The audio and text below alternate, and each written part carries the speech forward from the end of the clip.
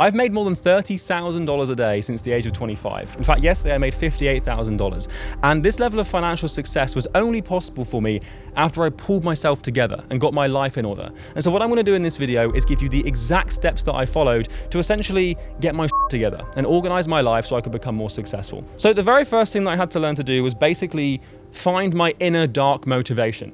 And that might sound a little bit Machiavellian, it might sound a little bit dark, but I'm here to just tell you the raw truth and I'm not going to sugarcoat anything. So here we go. So basically, as human beings, we can be motivated by the positive or the negative. And what that means is that your emotional charge in terms of motivation has a sentiment. Either you want to move towards something or you want to move away from something. And what I can tell you in my, short 26 years on this planet is that the motivators that are really going to push you forward are going to be the negative ones. The things like greed, fear, anger, hatred, pride. These things that Nietzsche would just call motivators and morals are actually the things that will push you the furthest forward and help you make the most progress. We all have them and you shouldn't hide away from them, and they are essentially, in essence, completely endless sources of motivation. So figure out what the hell your dark intention is and use it and leverage it to become successful. So the second thing you have to do, and the second thing that I did, was essentially enslave myself to my goal and my objective. And so you should have something that you want. You should essentially have a goal or an objective. And your job is to basically see that goal as your master, okay? And what that basically means is you are now a slave to it. And I don't mean in like a nasty way, but what I mean is your goal will tell you what to do and what is required of you to basically make it happen. And it's your job to make sure you do. And you need to fear the whip more than you fear the work. And what that basically means, I know that sounds a little bit controversial, definitely is. What that basically means is you need to be more frightened and more afraid of what happens if you don't do what your goal demands of you than if you do. Basically, the outcome of not working should be more painful than working in your mind. It's another way of pulling yourself together. So number 3, and this is a big one, I'm going to make sure I don't want to burn these things. Okay, that'd be embarrassing if I burn them on camera. Number 3 is to recognize and realize victimhood. So there is a prevailing bias in the market at the moment that the matrix is out to get you and that the system and the puppet masters are here to essentially bring you down and they're not going to make you successful. The premise or the idea that the entire socioeconomic climate has been built and produced to solely hold you back financially is absolutely ridiculous. You're not that important, okay? The government doesn't just, sit around in a round table in suits and basically just say, oh, how can we make, Charlie less successful today? The system is not against you. The system can be used and leveraged to become successful. So stop telling yourself the story that you're not where you want to be because of the matrix or the puppet masters. It makes a fantastic narrative to sell a course or a program to, make a market of money. And I respect people that, want to use that as leverage to sell courses, but you're not a victim, all right? You live in the first world with access to the internet and a brain and potentially good health. You have everything you could possibly need to become successful, and if you're not, it's your own fault. So, right, I'm going to flip these now because would you look at that? That is gorgeous. Right, okay. The next point is you need to learn to negotiate with your dark side. Ooh. Sounds scary, right? So basically, inside of you have a good side and a bad side. You have an angel on one shoulder and a devil on the other. And the devil is going to try and stop you from becoming successful, right? It's going to tell you to go and have that drink or hang out with those bad people or do that bad thing. And this is where all of your bad habits come from, where you destroy your life and basically bring yourself down.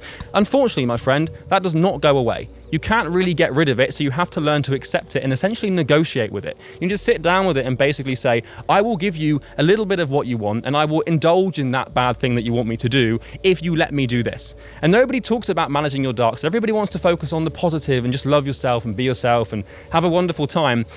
But they forget that there's evil in every man, and you need to learn to manage that and you need to learn to deal with it, otherwise it will manage and deal with you. So if you don't manage your dark side, it will manage you. So point number 5 is you need to learn to find and take the path of most resistance. So psychologists like Sigmund Freud basically found that human beings want to avoid pain. And we will look for the path of least resistance everywhere in life, which is basically like if we want to become someone or try to achieve something, we will try and find the least painful way to do it. And that's the path of least resistance. Earlier on, I told you that you need to enslave yourself to your goal, right? And your goal will tell you what to do. Well, how do you know what your goal is telling you to do? Like, how do you know what that thing is? It's the thing that puts you in the most pain. And so what you're looking to basically do, what you're looking to basically do is find the thing that you least want to do and focus on that. If you're not sure what you should be doing or what you should be working on, it's just the thing that you don't want to do the most. The thing that you're procrastinating and putting off the most is basically what you should be doing. And so that's another step you can use to pull your life together. So point number 6 is a bit of a controversial one, and I might lose some friends in the self-improvement space because of this, but you gotta stop watching self-help videos because you don't want to help your current self, you want to destroy it.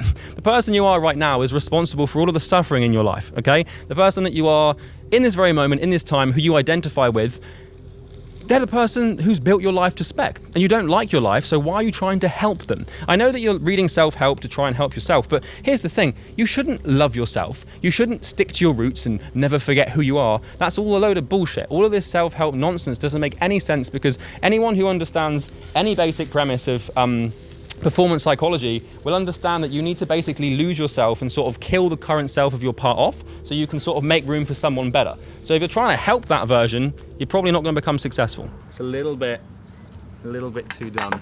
All right. I've slightly overcooked my steaks in my ambitions to help you become more successful, but Tom, what do you think of this? That's like a medium. There's a little bit too overcooked. Anyway, so point number 7 is don't tolerate idiots. So in your life, as you become successful, you're going to surround yourself with networks and people and team members and friends and such. And the one thing that you need to be looking out for, the one red flag in your social exchange is this person a fool? And what that basically means is, are they trying to hold themselves and you back? Are they coping? Are they delusional? Are they not making progress? Are they not on a meaningful, positive trajectory? In other words, are they regressing? If they're making regression in their life, which means that they're basically moving away from what they want, they're a fool. And you don't want to put yourself in any way, shape or form around that sort of person because, well, you're really going to get yourself in some trouble because you're just going to follow them down the path of least resistance, which is the one that they're always taking. So don't do that. So point number 8. And a lot of people aren't going to want to hear this because it kind of goes against this sort of, self-helpy knowledge that we all see in this day and age. Point number 8 is to cultivate desperation. And what this basically means is you need to be absolutely desperate to succeed. Not having success needs to be way more painful to you and makes you way more miserable than doing the work, if that makes sense. Now, the problem is that unsuccessful people, they are they are professional copers. And what that basically means is they delude themselves and tell themselves these stories as to why they didn't make it. And they'll give themselves all of these excuses like, 9 out of 10 businesses fail and everything happens for a reason and stuff like that. You can't afford to go down that route. You need to become absolutely desperate. If you're not successful, you should be miserable. And this is strange advice because a lot of people think that, you should need to love yourself, you need to be happy, it's all about being, who you are and proud of that. I don't buy it because those people, they're just living a lie and a cope. They'd rather be successful than not, so why would you listen to them? So you need to cultivate a just disgusting sense of desperation to become successful, otherwise you're never going to bother working. Right, I'm going to try and eat this whilst I talk to you, which probably is not a very good idea. It's good. I've slightly overcooked it though. The next point is a bit of a brutal one, and that is that you need to be prepared to absolutely demolish and destroy your competition. In school, and as we grow up, we are taught to play fair. We are taught to play by the rules. We are taught to involve everyone and be inclusive and give participation medals and trophies. Once you're released from the gates of school, none of those rules apply. You need to become comfortable and completely okay with being absolutely fucking ruthless with your competitors. You need to be willing to beat people and take people down because business, whether we like it or not, is a zero-sum game, which means if you win, somebody else loses. If you get a customer, somebody else lost that customer. And it's really the best man that wins.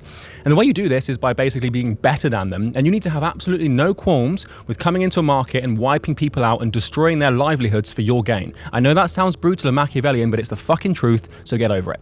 Point number 11 is you need to learn to ignore pretty much everyone. The rule is if they haven't done what you're trying to do, don't listen.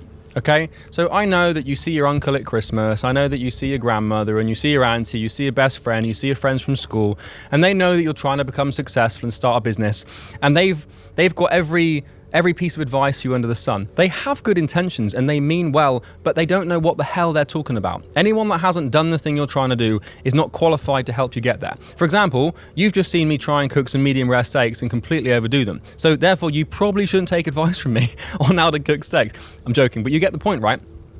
So many people throughout my life have given me advice and attempted to give me advice, and the only time it's ever worked is if I've implemented from someone who's actually done it. And so, for example, my dad used to work in finance. He's a financial wizard, and I respect him for that. And so anytime I have financial questions or advice, I go to my dad and I apply it. And if I wanted to learn how to become a good parent, I'd go to my mum, because she's very bloody good at that. What I'm not going to do is go to one of my family members or extended family members and ask them whether or not I should tweak my pitch or my sales script, because they just don't know. And the thing is, in psychology, is we have something called the twaddle tendency, which is basically a psychological observation that states that most people are likely to give you an answer to something even if they have no idea. And they'll be very good and very persuasive at pretending they know what they're talking about. And because of this, you just got to watch out and be very careful. And so those are the 11 things that I did to pull myself together and sort of give myself a reality check to get rich. And I hope you like them. I'm going to eat these steaks now, so f*** off.